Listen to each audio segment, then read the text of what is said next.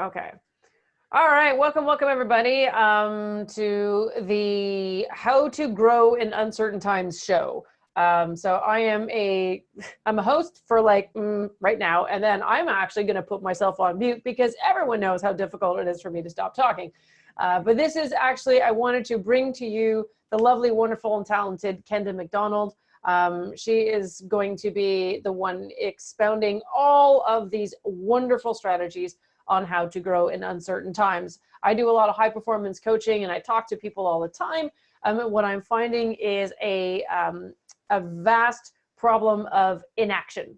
So instead of people doing stuff, they're actually choosing to do nothing. And I understand why that happens, but this is not the time for inaction. This is not the time for binge watching Tiger King on Netflix. If you haven't watched that, it is the gong show you think it would be. But during the day, it's good for downtime, but we still need to be most productive in our days. I am more active now than ever, and I can only see that accelerating as we move through these times. So Kenda's going to talk to us about what kind of actions you can take. A lot of people are sitting there at their desk and they want to do something, but because there's a lot of fear and anxiety and a whole bunch of unknowns, they're not too sure what step to take. So I've worked with Kenda now for 6 years. I have done hundreds of different campaigns with her. She manages all my marketing automation. We are business strategic mental brain partners, and we share stuff all the time. And her friendship is one that I value almost as much as her brain, probably a little bit more. Okay, that's it from me. Kenda, if you want to start, I'm going to turn my video camera and my microphone off. And I will let you take it from here. That'll be, there's a first time for everything. Hey, Rebecca. Now I can say lots of mean things about you and you can't say anything back. Yes, that makes me really excited. Oh, God damn it. Do not foil my plans, these well-laid plans. All right, everybody. So I'm actually super excited to be talking to you guys about this today. Not only because I think it's something that we all need to hear. It's certainly advice that, we're doing within our own business as well. And we're talking to all of our clients about how to grow in these crazy and very uncertain times.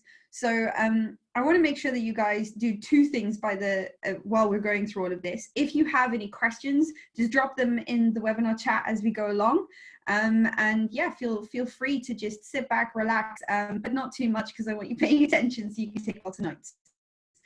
So I want to help you guys make sure that if you are taking action right now, that you're not looking like an ambulance chaser in a disaster area. I've received quite a few very badly done marketing emails in this time period, and people are suddenly coming out of the woodwork and communicating everywhere. And that leaves a bad taste in my mouth. It leaves a bad taste in everyone who receives that email's mouth, and it's going to kind of tarnish that person's reputation. So we want to make sure that while we are taking action right now, that we're doing it in the best way possible. And that's what we're going to chat about today. I'm also going to assume basics when we're chatting today, and that's not to say that I'm assuming that everybody is having a hard time understanding. It's more that I want to make sure that we all start on the same foundation, that we're all really clear about what's going on, and also because this strategy isn't actually that complicated. It's a really nice, solid foundational strategy that works in any difficult time like we're having at this point. It's scary times right now. So I'm Kenda McDonald. I am the CEO and founder of Automation Ninjas. That is my Twitter handle if you want to get my as well, which is _Kenda McDonald. Twitter is an exciting place to be right now. So if you want to chat with us on socials, that's where to find us. Now, way back when, so 6 years ago now, I founded Automation Ninjas. And originally, I actually studied forensic psychology. So I didn't study marketing. I didn't study all of that stuff other than doing all my own stuff within my business. And the reason I founded Automation Ninjas was because I wanted to bridge the divide between brains and marketing. Because of my background in forensic psychology, I became really clear that there is this big disconnect between how we market to people and how brains actually want to be marketed to. in terms of how we actually understand information, how we make certain decisions, and all of that different stuff that we go about needing on a day-to-day basis. And if we as businesses are missing all of that information, then effectively we're creating marketing materials that and messages that are just going to land totally flat, and sometimes they can actually have negative consequences.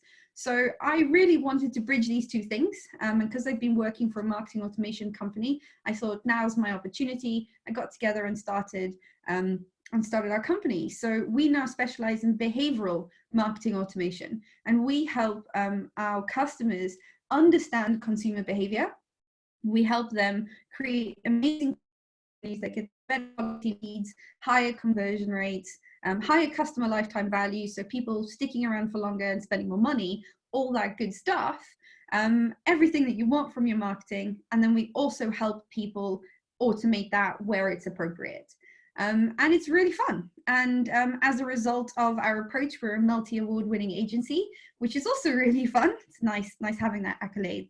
And last year, we decided that we were going to, just help even more people than we previously could. And so alongside the business, I launched Hack the Buyer Brain, which was a book that I wrote. And that's all about how to understand how we evolve to survive and the implications that has on our marketing, just to help a wider audience understand how the brain actually works and what that does to our marketing materials. And I'm happy to say it's not only won its own award, but it's also a bestseller now. So Andrew, that's something we can celebrate, because Andrew was a really lovely person who bought one of the first copies of the book when it first launched. So it's very exciting. So I want to take some of those insights that we've gained in our business over working with hundreds of companies, B sector, the B2C sector, and the B2G sector. So B2G is business to government.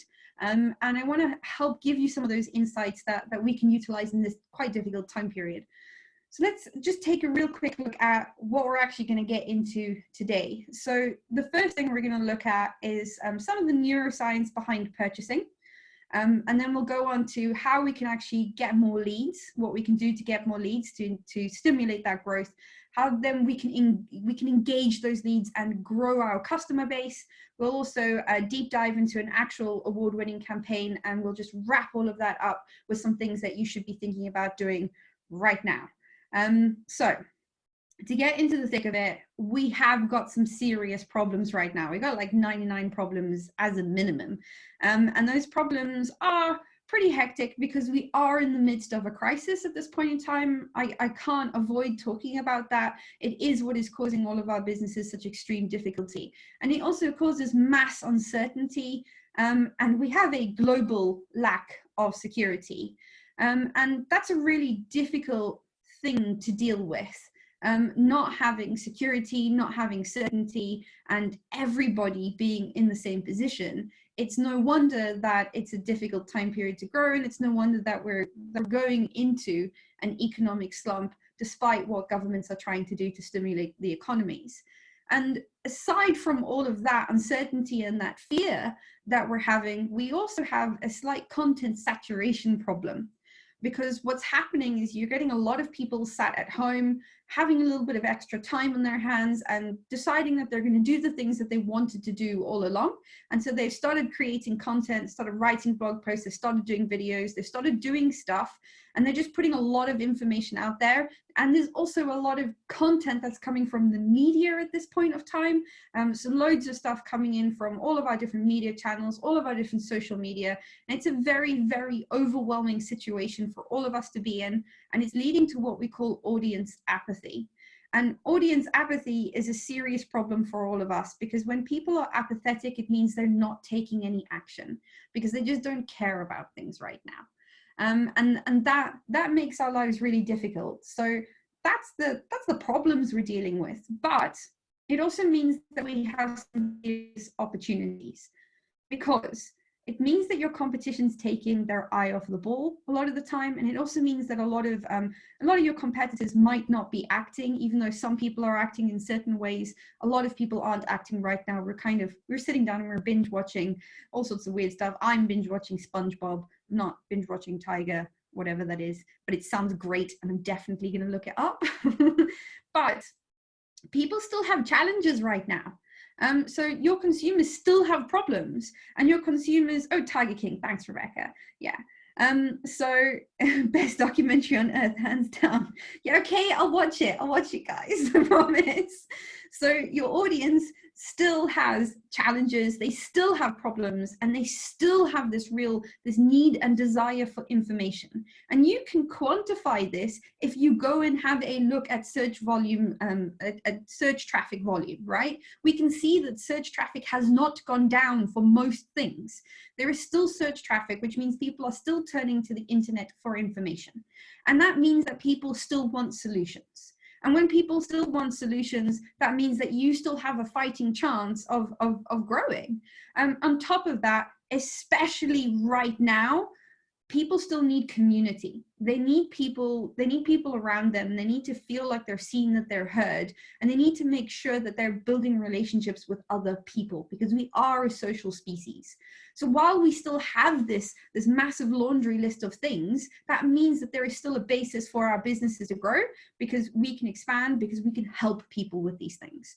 So with that in mind, let's get into how brains actually make purchase decisions. So there's a really, really great experiment done by Brian Knudsen of Stanford University. And what he did was he said, I want to see what goes on in the brain when people actually make a purchase decision. So he put people in an fMRI scanner, and he said, okay, I'm going to show you, him and his colleagues said, I'm going to show you a product. Then I'm going to show you the price of the product, and then I'm going to ask you whether or not you would purchase that with this monetary amount that I've given you. And he gave everybody a little budget that they could spend. And he basically then watched with the fMRI scanner what the brain was doing, all the activity in the different parts of the brain. He watched what was happening. It's really fascinating, because it threw out some results that none of us were expecting to see. So we expected, when people went in the fMRI scanner, for there to be a lot of pretty normal stuff. We expect there to be a lot of decision-making stuff, so a lot of logic centers of the brain, maybe some emotional activation. And there were some parts of the brain that activated that we never anticipated. So there's lots of different products that they got shown. And the most common product that we can all relate to is chocolate. And when people saw chocolates, when they saw the product, it was a luxury brand of chocolate that they showed them. When they saw the product, the reward centers of their brain lit up like a Christmas tree. So people got really excited, and they said, yes, I want that thing, right? So their brain kind of showed the reward centers. And this makes total sense. It's kind of what we all expected to see. But what we didn't expect to see was what happened when we saw the cost of the product. Because when we saw the price of any product or any service, it was the pain centers of the brain that lit up. Now, everybody thought, okay, we're going to see maybe some logic centers, maybe some emotions, because emotions are involved in decision making. Maybe we're going to see some of that stuff activate. That didn't happen at all. It was the pain center of the brain that understands price. And that threw us all totally. And everybody was like quite amazed by this, because it's literally the part of the brain that deals with physical or emotional trauma that understands the cost of something. And what happened next was most interesting. It's like the most clickbaity title ever. What happened next was really interesting, but it was super interesting, because they started to realize that when you put people through this process, when you show them a product, when you show them the price of the product, they could actually, in watching the scans, notice that the whole time they could actually say, yes, that person's going to buy, that person's not going to buy, this person might buy, but they're on the fence about it. So they could preempt whether that person was going to buy before that person had decided that they were going to buy the product. So no, I'm going to buy that with the amount of money you've given me. And that's amazing. And they could do that with a really high, with a really small margin of error, so a really high level of accuracy, and much higher than chance. And that gave us what we call the purchase formula.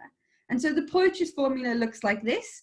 They basically say that the net value, or the likelihood of purchasing, is equal to the amount of reward activation that we receive minus the amount of pain activation. So they could see that when people had a really high reward activation and they had a really low pain activation, they were likely to buy the purchase. If they had a low reward activation and a really high pain activation, then they weren't going to buy that product at all. Kenda, Kenda, 2 seconds. I just wanted to make an announcement again. If anybody has questions, please put them in the chat. I am watching the chat on your behalf, Kenda, just so you know. So I'll be answering all the questions as they come along. And but I know there's some people who have raised their hand. If you have any questions, guys, just click on this, kind of hover over the screen, find the word that says chat, throw your questions into the chat box. Kenda will absolutely get to those in time. Okay, just wanted to jump in for that. This is fantastic. Thank you so much, Kenda. I'm learning so much. I'm gonna give chocolate to everyone. No worries. Yeah, you gotta give chocolate to everyone. Yeah, that's the takeaway, is give everybody chocolate. See, I'm listening. I got chocolate through the door the other day and I was like, yes, they're hacking my purchase formula. You can send me chocolate, I don't mind. I'll volunteer as a tribute. So basically they could go, okay, they could totally say whether or not someone was going to purchase based on the amount of reward activation and the amount of pain activation. And the more that they looked into this formula, the more they realized that in order for there to be a positive purchase, the net value had to be positive and it had to be high.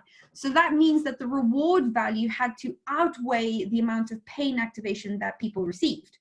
Now, what's really interesting about this is not just that we're hacking our brain, using parts of our brain that were never intended to be used for these things, because we've out-evolved certain areas of our brain. And so we utilize different parts of our brain for things that are just not intended to be used for at all. But we realized as well throughout this process that in order to get a positive purchase, one of the things that you can do is you can heighten the position of your brand. So what I mean by that is that they found that the luxury brands of chocolate and the luxury brands of pretty much anything had a really, really high had a really, really high reward activation and a much lower pain activation, even though the prices of their products were higher. And that was really, really interesting. So why did these people have a much higher reward value and a much lower pain activation?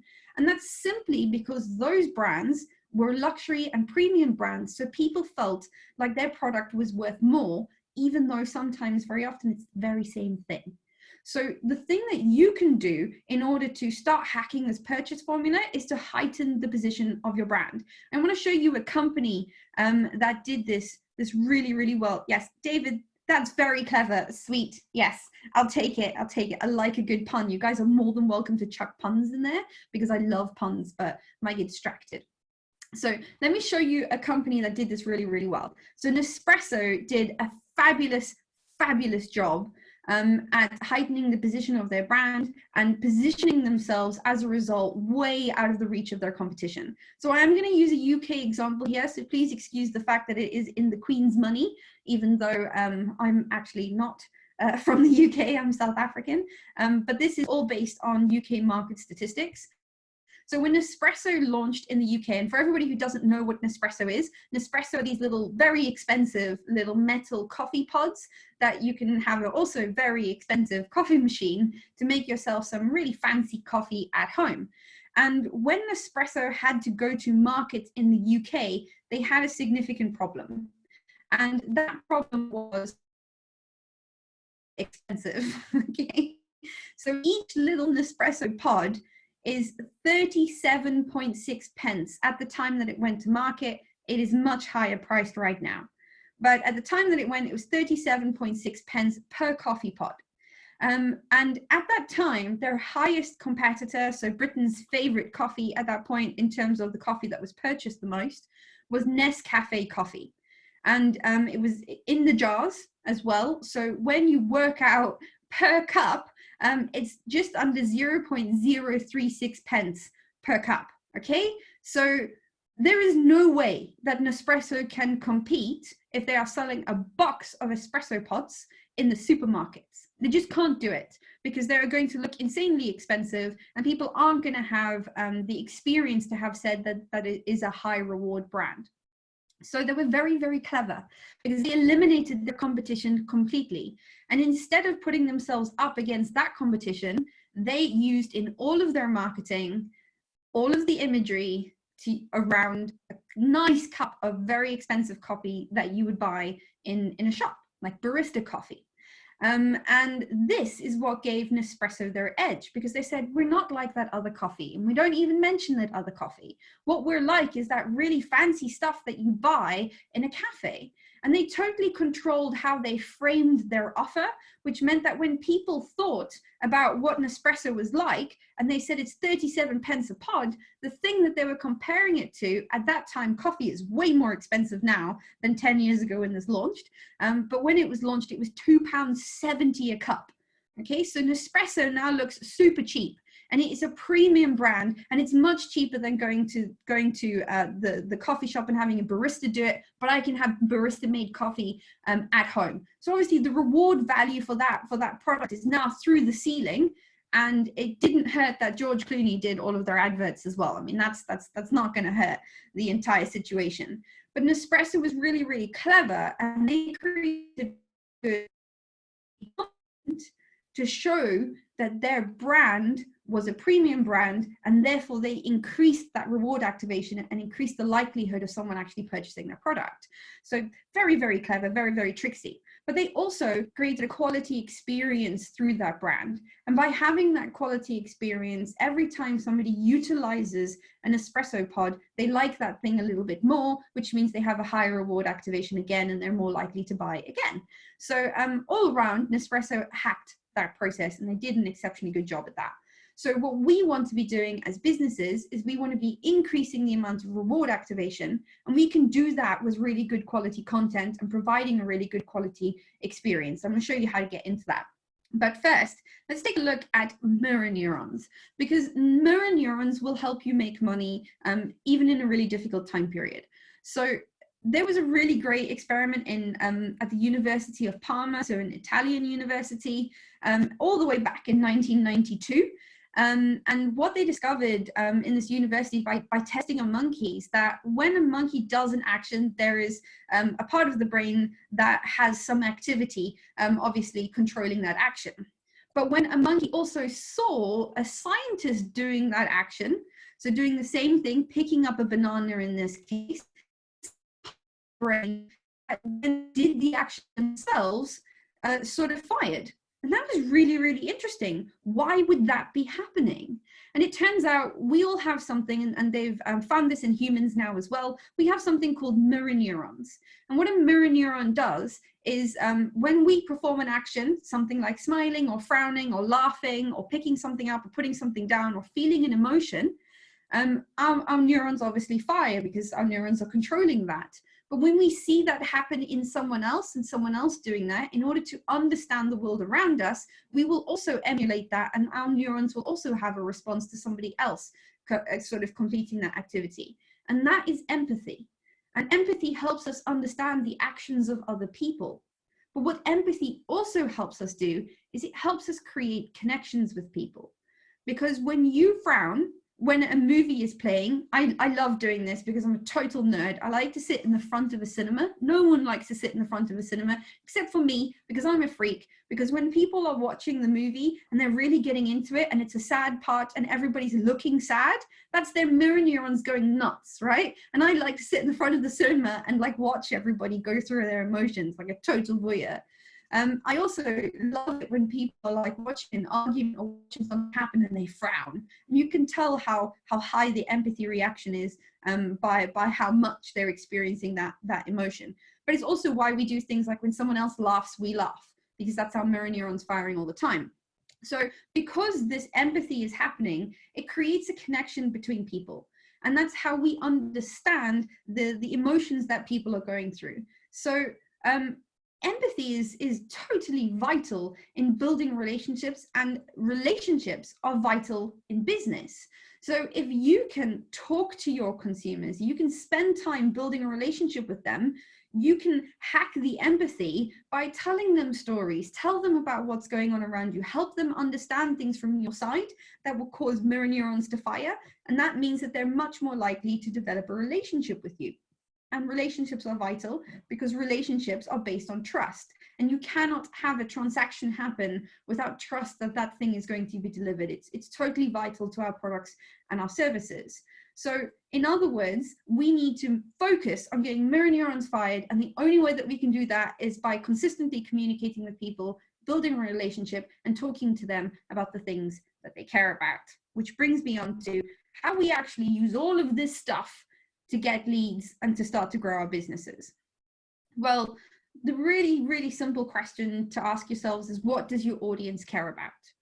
And I'm talking about their problems, their frustrations, their pains, all the stuff that keeps them awake at night. What is that? And what can you do to talk to that? Because if you talk to that, you get mirror neurons firing, and you have the opportunity to cut through a lot of the noise that's out there. And that doesn't mean sending a damn coronavirus email. Please stop doing that. Stop sending coronavirus emails. There's too many that are going out at this point in time. It means talking about the really meaningful and important things. Talking about and making really clear what you can actually do to help. Kenda, can you just repeat that last sentence? You just kind of cut out. So just that last little bit you just said in terms of what we can do. So we can talk about, we need to talk about the things that they actually care about, and we need to make sure that we're talking meaningfully about this. So not like really surface level stuff like, oh, this is what I'm doing for coronavirus, blah, blah, blah, but really, really meaningful. This is what you care about, and we're here, and I can help you with that. So we need to create that connection through what they actually care about and what we can do to help them through that time period. So it's really, really important to sit down and think about what their problems are, what their frustrations are, what their pains are in this point in time. And when you're clear on what all of that is, you can do this by going back and looking at your previous customers and the questions that they're asking. You can also go and have a look at in search tools and see what people are actually searching for as well. It's a really, really useful way to do that. But when you're clear on that, you need to also be clear on how you can help that, because there's a really vital thing that we need to do. We need to connect a pain to a solution. So very often we can help solve our prospects' problems. Otherwise we don't have businesses. But if we can help solve the problems that they are experiencing, then they have a problem and we have a solution, and we need to make a path between that. And we call that the pain to solution path. And that path needs to be really, really clear. So how are you going to help them solve that specific thing? And what is it going to take them to get from having a problem to having a solution and you being part of that solution? What steps need to happen in between there? And in order to do that, we can do something called mapping our awareness levels.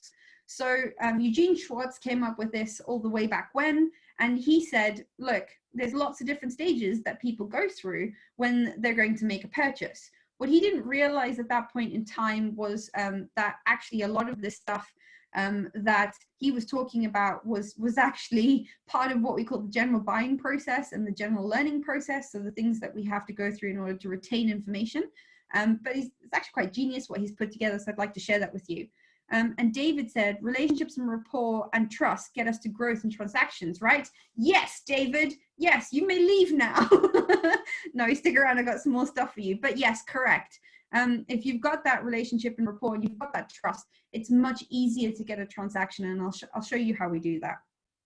So in Eugene Schwartz's different awareness levels, he said, you know, most of your prospects are out there. They're completely unaware that they have a problem. They just have no clue that they have that pain or that problem. And then suddenly something happens. And when something happens, boom, they're problem aware. Okay. So the best example of this is you're driving along in your car works totally fine. And then all of a sudden something blows up in it. Now you know that you've got a problem on your hands. But before then you had no idea that there was something boiling under the surface that was going to cause you to break down. So you suddenly become problem aware. And when you're problem aware, we tend to turn to the internet. We tend to turn to somebody that we trust to find a little bit more information to quantify that specific problem. And when we quantify that specific problem, we then become solution aware. So when we are really clear on our problem and the thing that has gone wrong, we start to turn ourselves towards, well, how can I solve that? And we spend a lot of time researching how we can solve that specific problem. And in the case of breaking down, this might be climbing under the car to see what's going on, or opening the bonnet and then researching those different roads. And at that point, when you start to look into the various different solutions, you become solution aware. And when you are solution aware, you start to try and find very specific products and solutions that will help your specific needs.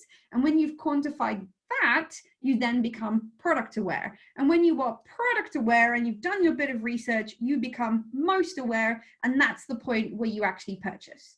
So what tends to happen in most businesses is we tend to jump from advertising to people that are completely unaware to hoping that people are now just suddenly going to be happy to purchase something from us. And we tend to forget that we have all these other individual steps in between that will allow us to build a relationship, get that rapport, get that trust, get everything going in the right direction, and make sure that you are heightening the perceived reward of your brain, of your brand, and that the brains are firing loads of mirror neurons throughout this process to build that relationship. So we forget that there's a whole journey that's happening in between. And it's really important right now because the stages that our consumers care most about are problem aware, solution aware, and product aware. And we need to be providing the right information for each of those stages, because at each and every single stage along here, people will consume different types of information.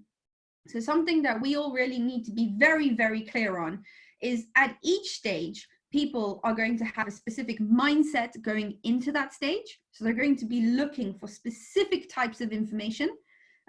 So different types from when they're problem aware to different types when they're product aware. And we also are going to have different types of outcomes for each of those stages.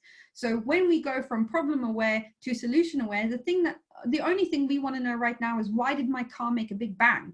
I just want to quantify my problem. I don't want to talk to a panel beater right now. I don't know that there's a big gap in that journey, and we need to be really clear that their outcome is just to know what that big bang is, and not that they want a mechanic right now, so that we can match the types of information that we give people correctly. And we need to do that for each and every stage that you guys need to do in order to really, really quantify this. So first, figure out what is it that they already know, because that will help you identify what stage they're currently in. What kind of information are they actually going to be looking for, and what triggered them to look for this information? And when you start to understand the answers to these questions, you start to be able to create content. And content is the thing right now that is going to drive you leads in an audience that is very uncertain and very unsure of everything. So you want to make sure that you're providing really good quality content that people want to consume and they want to engage with. So you provide that content that they care about, and you don't just provide that consistently forever for free, but you also include lead magnets in that process. So lead magnets are basically something that is really valuable that you give to your prospect in exchange for something really valuable from them, which is their contact information. So we use lead magnets as a way to say, okay, I'm going to give you something that's really going to help you right now. And you're going to give me your contact information so that I can continue building this relationship with you. So I see a lot of businesses spending a lot of time creating really, really great content, and then they never actually ask for that next step in the relationship, which is allow me into your inbox effectively. And they never actually give that lead magnet. And that can be a really tough place to be in. And it's also a really tough place to be in when you get the lead magnet wrong and you don't have people coming in the same way that you want them to be coming in, which means you're missing out on all of those leads. So let's talk about what goes into a good lead magnet. It's a really nice segue. I'm really proud of that one. Yeah, I'm just going to bask in that pride right now.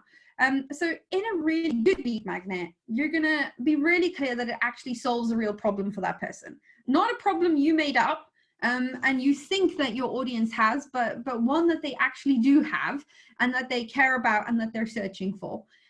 So you want to make sure that your lead magnet provides a quick win. Okay, so the biggest problem that I see people do is that it doesn't actually provide them anything to go off and do. Remember, you want to build trust. And in order to build trust, you want to show them that you do have the goods. You don't have to give them all the goods for free. You don't have to do that, but you need to give them something in order to inspire that trust, because otherwise, why are they going to trust you? The other thing you want to do is make sure that it's super specific. Don't make your lead magnets really generic, because they're just not going to hit all the notes that they need to. And you want it to be easy. You want it to be quick to digest and just easy to consume. Don't make a massive giant ebook that is like 70 pages long that no one's going to read and that's written in really difficult and hard to understand language. Match it to what your audience actually is like in the real life and make sure that it's something that they can utilize that's actually useful. And of course, you want it to be high value, because as valuable as their contact information is to you so that you can speak to them, it's more valuable to them because they want their privacy. So it needs to be something that they are quite happy to give their email address and their contact information away for. And you also want to make sure that it does demonstrate your expertise and your unique selling proposition. So people always get this bit wrong and they spend a lot of lead magnets talking about them. That is not what we're doing right here. This is more about showcasing that you know what you're talking about and that people understand what it is that you do, rather than it being a case of, look how fantastic I am, and then you're yammering on for 50 pages of an ebook about how great you are. So you want to make sure that it does demonstrate who you are, but that it is exceptionally high value. And of course, you want people to move along their awareness levels. Okay, so you want to take someone from USA, I've got USP here. Sorry, just Mary, I've just seen your question. USP is your unique selling proposition. So what makes you different from your competition? So it's literally, I am unique because in our business is slightly unique because we do behavioral marketing automation. We don't just do normal marketing automation. We add a bit of behavior into it, which makes it work better. So you might have something that is unique from your competitors, and that is your unique selling proposition. Okay. Cool, thanks, Mary. And so you want to make sure that your lead magnets are continually moving people across their awareness levels. So you might have different lead magnets, depends how in-depth your sales cycle is. B2B sales cycles tend to be quite in-depth sometimes, depending on how sort of in-depth the purchase is. If it's a really high ticket purchase, then it does have a higher and longer cycle. So you might want to have several lead magnets. But if you have something that's a little bit smaller, you might actually be able to move people along several awareness levels in one lead magnet. It just depends how in-depth your process is.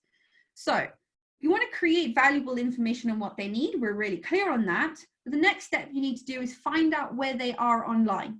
So there's a lot of people currently moving from offline to online. And as they're moving from offline to online, they're struggling because they feel like they have to do all the social media, they have to do all the email, they have to do all the things, the webinars, the Zooms, you name it. And people are feeling quite overwhelmed at this point in time. Find out where your audience is, and that's the thing that you need to focus on. Don't worry about all of the other platforms. Just find out where they are, and that's where you need to show up. And when you show up, you want to exchange value for permission to communicate with them. And if you are continually creating really good quality content, you are then distributing it where they are online, and you are collecting contact information, you are definitely going to be growing your list at the very least.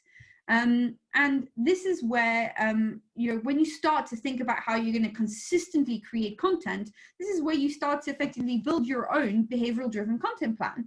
Because when you're thinking about the fact that you've got all of these different awareness levels and you're wanting to move people through and you want to provide them the right information, depending on what stage they're at, you're actually building your own behavioral driven content plan.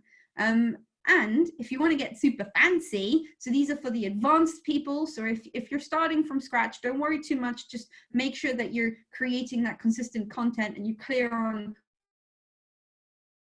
But if you're an advanced fella, then you can go ahead and you can create a behavioral driven SEO plan. And all that is a search engine optimization plan. So you want something, or really in reality, a SERP plan, so search engine ranking plan. And what you want to do is you want to validate your content plan with some search traffic as well. So if you want to be bringing in search traffic from organic traffic and you want to be having blogs and that kind of stuff that rank, then you can go and you can use a search tool to validate the content plan that you've created to make sure that you're creating stuff that's going to rank for search. But that's only if you're advanced. Yeah. Candace, sorry about that.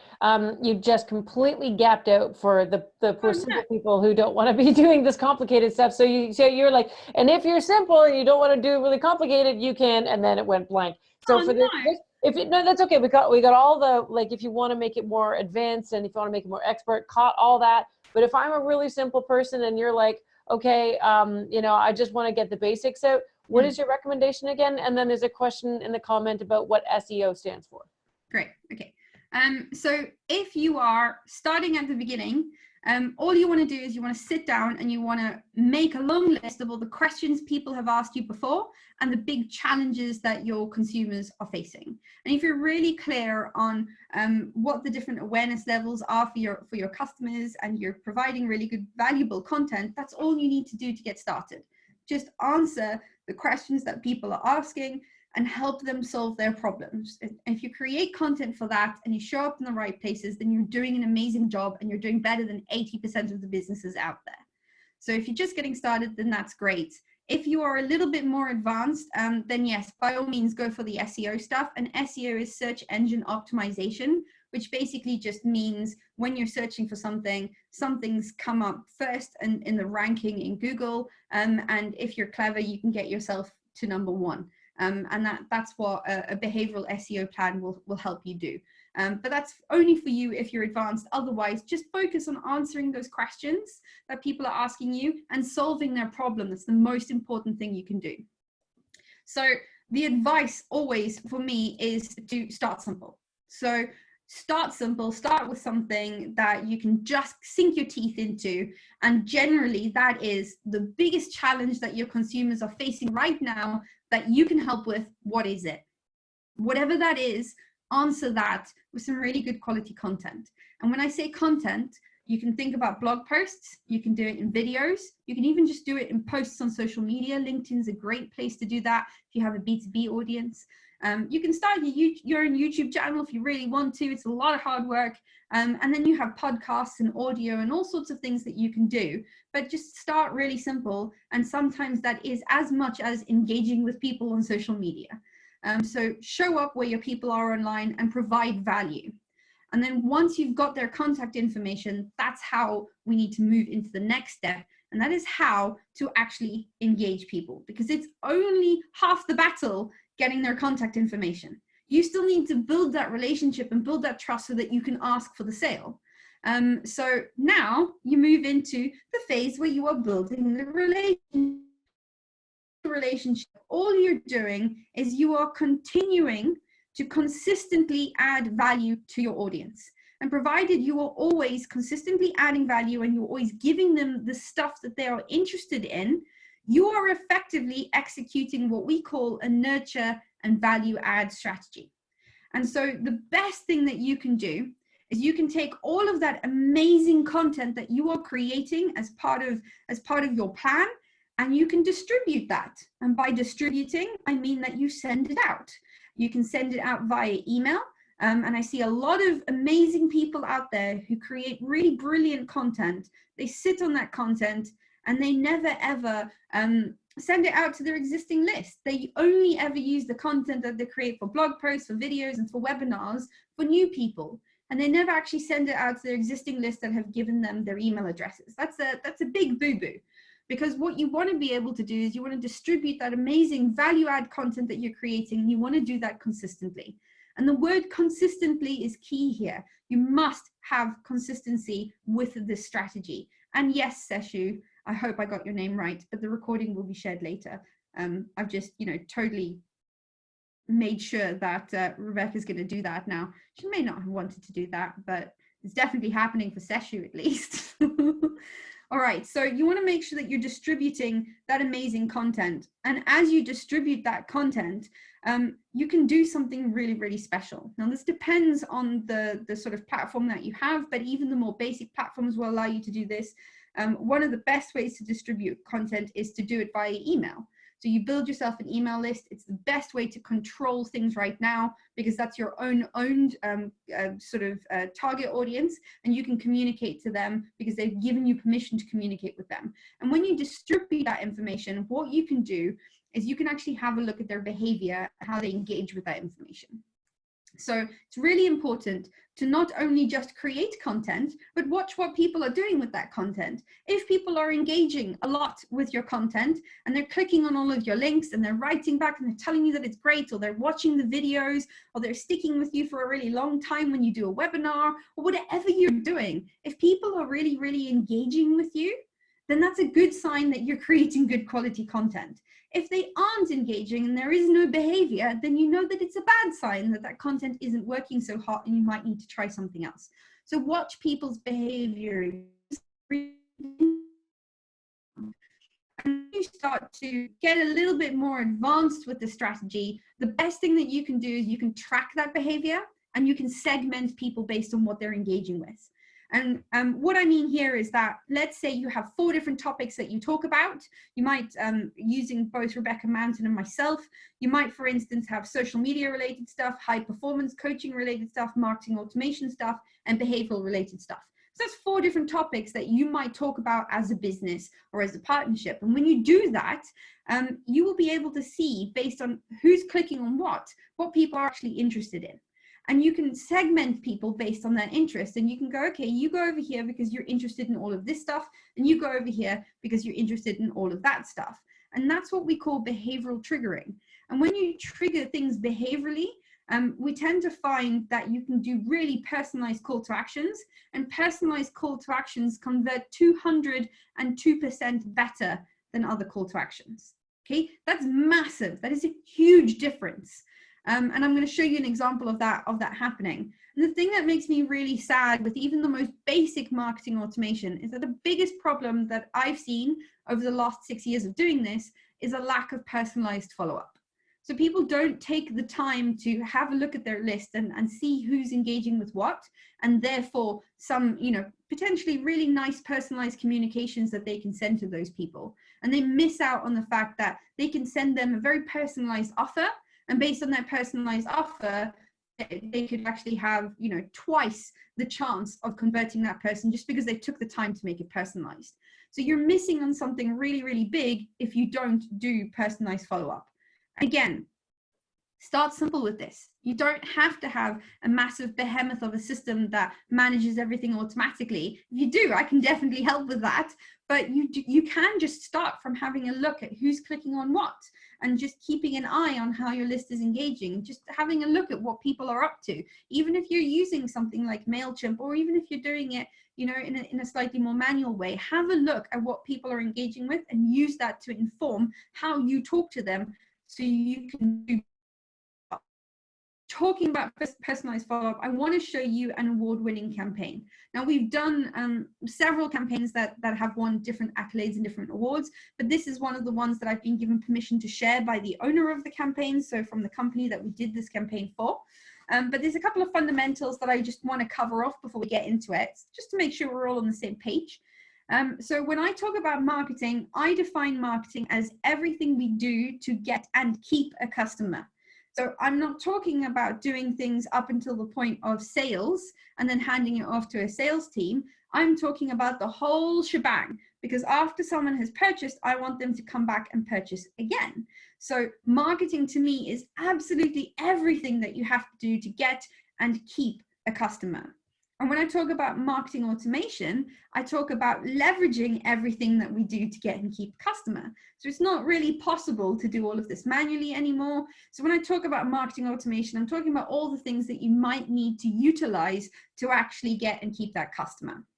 Okay, and there's a very, very pervasive myth out there about marketing automation, and that is that automation depersonalizes the process. Now, this is a nasty little insidious myth, and I'd like us to get rid of it. And I'm going to show you how that is totally not true with an example from some lovely, lovely clients of ours who have done a phenomenal job with their marketing automation. So this is New Zealand Natural Clothing. This is Phil and Julie. Julie's got the world's most amazing hair color. I'm so jealous. And they run they have like a massive brand that sells lots of natural fiber clothing and products. So as you can see in this photograph, there's lots of socks in the background. They like to call themselves socksperts because they're brilliant. And what they basically did is they managed to turn around all of their marketing automation in quite a phenomenal way. And I'm going to get into that. And basically, they came to us. Originally, we were connected through a third party. It's really, really poor, and it's just not doing what it needs to be doing. I said, okay, well, tell me what happens when you normally speak to a customer. And Phil told me the most amazing story. He said, well, when a customer comes to one of our shops, particularly, the shop that we live close by, they typically come in the middle of winter when it's pretty cold, and we'll bring them into the shop. In the corner of the shop, they've got a wood burning stove, and they'll stand people next to the wood burning stove, and they'll get them to warm up, and sometimes they'll make them teas and coffees, and they get cards for birthdays and for Christmases from people because of the relationship that they have with their customers. And I said, well, tell me about some of these relationships. And they said, well, some of the questions that we like to ask people are, like, how old is the person that you're buying this cardigan for?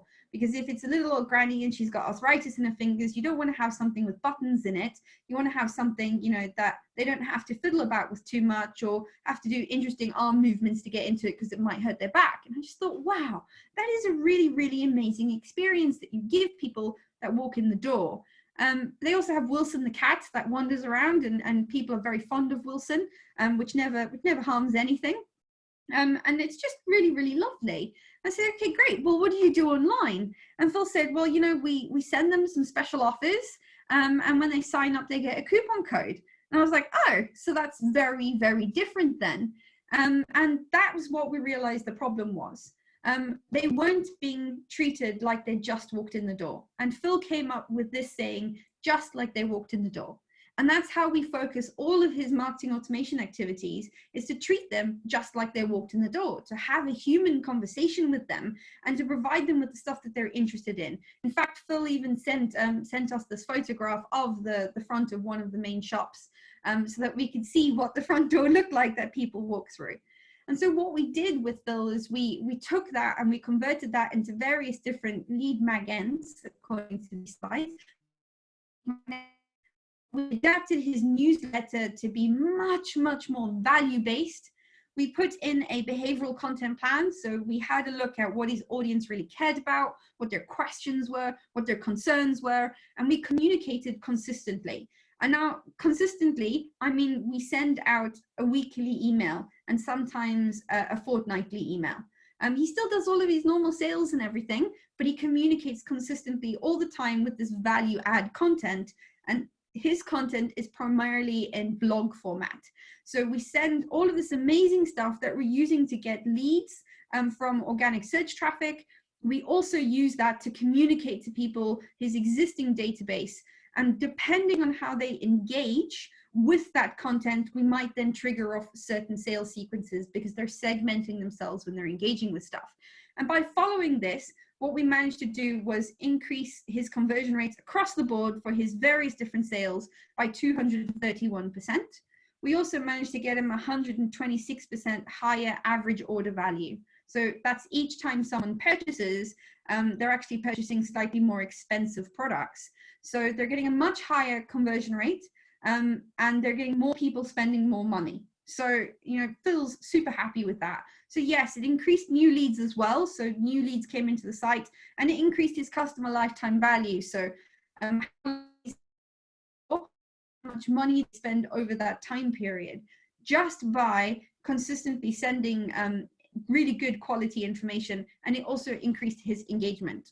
And the really important thing for Phil is just getting quite a lot of opt-outs, and it's decreased his opt-outs. So all we did is we did really, really clear and consistent communication and value add. And we were really clear. We spent time sitting down, working through what the different awareness levels were, what the different problems are, what the different challenges were. And then we put together a plan, a behavioral plan as to what we were going to do. We're going to send all of this information, and we were going to send it to all these different people, and we're going to watch how they're engaging. And depending on how they're engaging, we were going to give them personalized sales sequences. And so it was pretty straightforward what we did with Phil: consistent communication and value add. And it made a massive difference to his business. So here's what I want you guys to do right now. Here's the homework for everybody to do. First, sit down and list all of your prospects' problems, like every problem,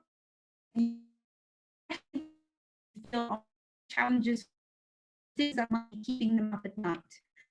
List out of their questions that they've asked you. So across the board, who has asked you what question at any point during any sales process?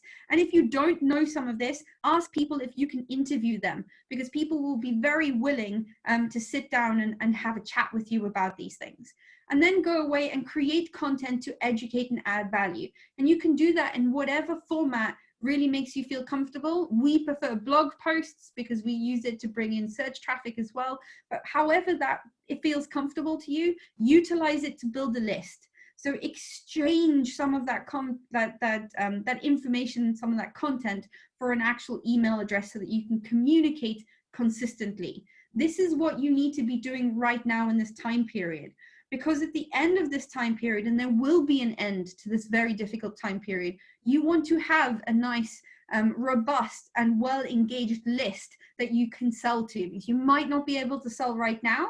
And if you are doing this, you have much more permission to sell to people right now. So it makes it much, much likelier that people are going to purchase from you during this time period. And start simple with this. And once you're doing some very basic things like showing up where other people are online and writing really good communications to them, that's when you can start thinking about getting smart. Now, I know that it is a very, very difficult time period for everybody, but we do want to help you develop and design your own strategy. So we have put together a little package for you. And what we decided would best help you is if we could help you put together a full year's content plan. If we could share lead magnet ideas and some templates for you to go off your call to actions really, really clearly, and we could critique your existing newsletter if you have a newsletter, or give you some really good ideas and best practice templates for a newsletter. And if we could help you design a really good killer onboarding series so that people feel really engaged when they first come into the list, and then put all of that together and build a 6-month engagement and nurture plan, as well as a segmentation strategy so you know how to kind of take everything and trigger it, and a sales series template, that you would be doing the best thing possible. So usually when we help our customers design their journeys, we tend to charge around $14,000 for that, because it's a very long drawn out process for a good solid customer journey. But Rebecca and I put our heads together and we decided that we could do something for this time period. If we could give you the strategy and give you our best practices and our templates, and we can help you make it your own, then all you have to do is actually do that work. And you'll be in a really good solid place. So we decided we could put all of that together and we could do it for $921. So if you guys are interested and you're having difficulty at this time period, you can go to that link and you can book in a 15-minute chat with me, and we can talk about whether or not it would be suitable for you and whether it would be a great strategy for you to utilize. I know it will be, because it works for B2B, B2C, and B2G. So it's a really, really good quality strategy for you guys to be utilizing right now to get ahead of your competition. So Canada. Is go that 921 Canadian? No, US. Okay, thank you. Because most people on here are Canadian, so it'd be important. Sorry, my lovely Canadian friends. Yeah, it's okay. We get it up the ass when it comes to our dollars. That's okay. It's so difficult being Canadian. I watched a really lovely Canadian lady have a very difficult conversation about, no, she was not from New York, and that people from New York don't sound anything like her. I felt really sorry for her. Yeah, so it's the same. I get it with Australia. Yeah, so we'd love to help you with this. So please book in a lovely chat with us, and we'll see how we can help you during this time period where everything's a little bit crazy.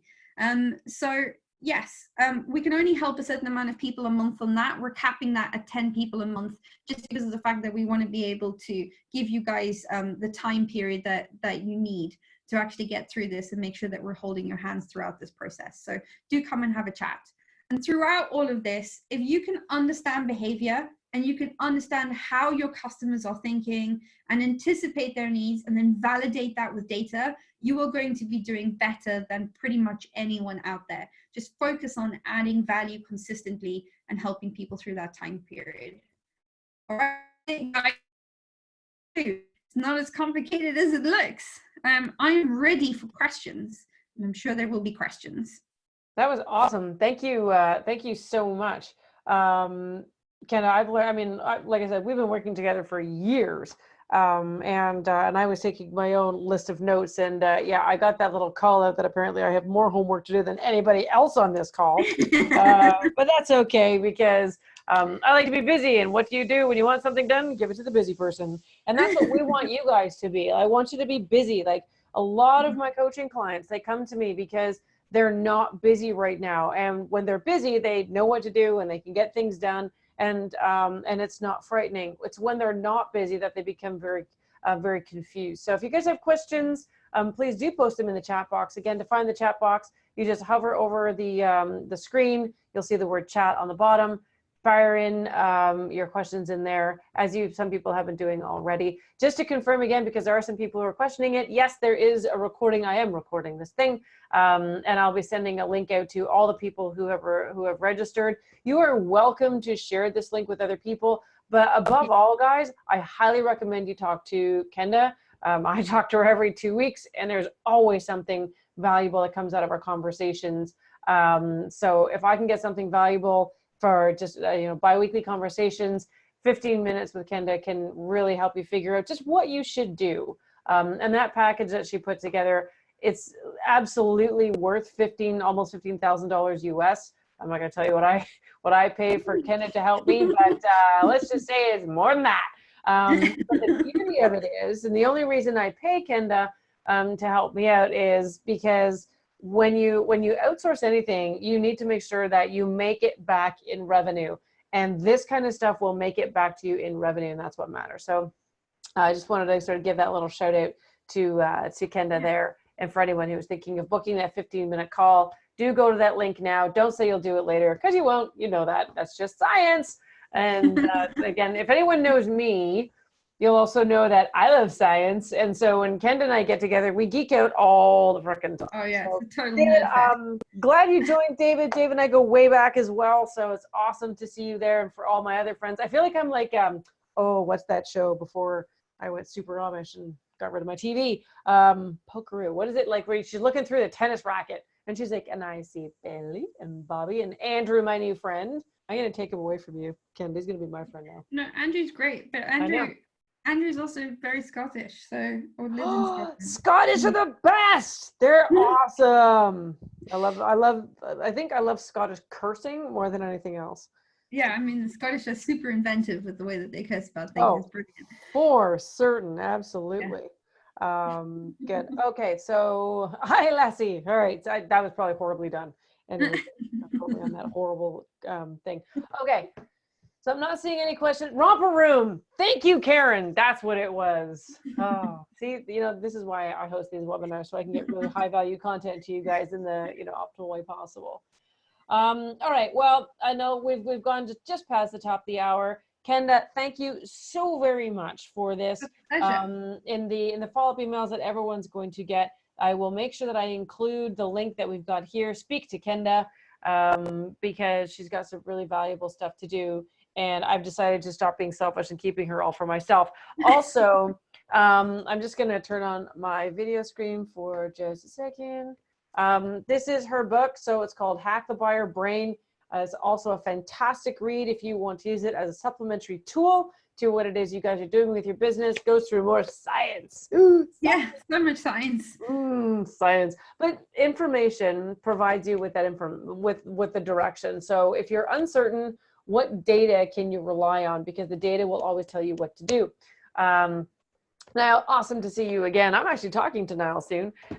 So we can continue the conversation there. But Niall, you should also talk to Kenda, because Kenda does stuff I don't even do, because I don't even do it. It makes it sound so condescending. I only do this much of anything. And then all these other people are super amazing at what they do. And Kenda is one of the people that I rely on, absolutely. Great, Mary, I am so glad that you enjoyed this. It's been a super fantastic time. All right, we're going to wrap it up because I don't see any questions. Kenda, do you have any parting shots, any parting thoughts before we wrap up today's webinar? Just that, please go out there and do something. Like some of engagement right now. The world needs you to engage. We need a bit of stability and we need a bit of sanity. So if you can go out there and you can provide that little bit of stability, that little bit of sanity, and just talk to us and continue to engage about the things that we care about, then you're doing an amazing job, and you're doing a service to your community as well as a service to your own business. Yep. So please just get started. Yeah. Awesome. Yeah. So don't do nothing. That's the only thing that you shouldn't do. Avoid the doing of the nothing.